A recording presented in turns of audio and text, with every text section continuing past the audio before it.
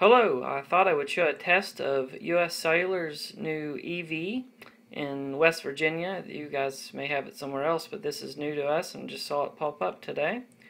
So I'm going to go over to the mobile browser to give you an idea. I did do a contacts backup here a little bit ago and it was considerably faster.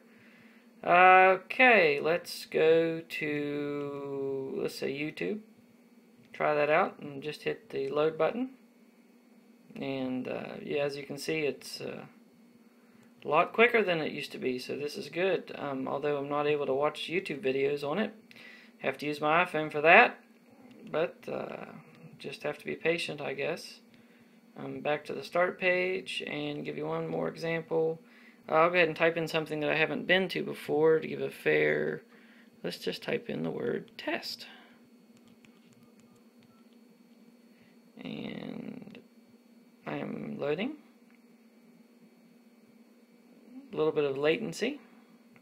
And there's the content. And we'll just click on a random thing here to give one more example. So, as you can see, it's a lot faster than it used to be, and I guess I'm pretty excited about that. Excited enough to stick it up on YouTube. Thanks a lot.